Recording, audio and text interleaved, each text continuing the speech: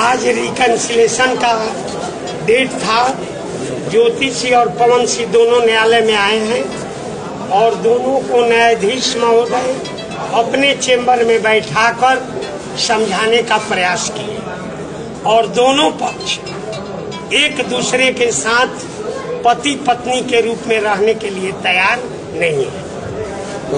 तो न्यायाधीश महोदय ने कहा कि आप लोग को एक मौका दिया जाता है, इस बीच आप लोग आपस में सेटलमेंट कर लीजिए और वन टाइम सेटलमेंट करके आप दोनों अलग अलग। एक तरफ उनकी पत्नी करेगी रहना चाहती हैं या इस तरीके को। आज उन्होंने न्यायाधीश के कक्ष में कहा कि मैं इनके साथ नहीं रहूँ। चमन अब तलाक फाइनल है, फाइनल। अब दोनों के बीच में एक मौका दिया गया है और उस मौका पर दोनों आपस में बात कर लेंगे कि आखिर तलाक जब किया जाएगा तो ज्योतिषी के जीवन के लिए कौन सी व्यवस्था की जाएगी, मुआवजे वगैरह। हाँ, तो वो व्यवस्था होने के बाद दोनों पति पत्नी अलग हो। सर आप पवन सिंह के वकील हैं जी, क्या कारण है कि पवन सिंह तलाक? देखिए, दोनों की विचारधारा अलग अलग है और एक दूसरे से विचार मिल नहीं पा रहा है, इसलिए दोनों अलग अलग रहने के लिए तैयार।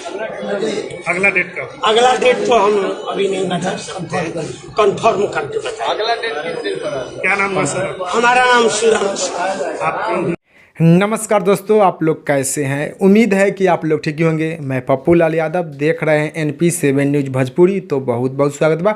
अगर आप लोग अभी तक NP7 न्यूज़ भोजपुरी को सब्सक्राइब नहीं किए हैं तो नीचे का लाल बटन दबा कर सब्सक्राइब कर दीजिए और साथ ही साथ वीडियो को लाइक कर दीजिए। तो दोस्तों, आप लोगों को बता दी कि आज पवन सिंह और पवन सिंह के बीबी ज्योति सिंह जो कि आरा कोर्ट पहुँचे थे। आज पवन सिंह और पवन सिंह के बीबी ज्योति सिंह के तलाक पर सुनवाई था। आज पवन सिंह और पवन सिंह के बीबी ज्योति सिंह जो कि आरा पहुंचे थे कोर्ट में। तो पवन सिंह और ज्योति सिंह एक साथ अब नहीं रहेंगे। पवन सिंह और पवन सिंह के बीबी ज्योति सिंह अब एक साथ नहीं रहेंगे। पवन सिंह और पवन सिंह जी के बीबी ज्योति सिंह के बहुत ही जल्द तलाक हो जाएगा। पवन सिंह न ज्योति सिंह के साथ रहना चाहते हैं, न ज्योति सिंह पवन सिंह के साथ रहना चाहते हैं। तो अब बहुत ही जल्द पवन सिंह और ज्योति सिंह में तलाक हो जाएगा। तो आप लोग को एक छोटा सा जानकारी बतावे के रहे।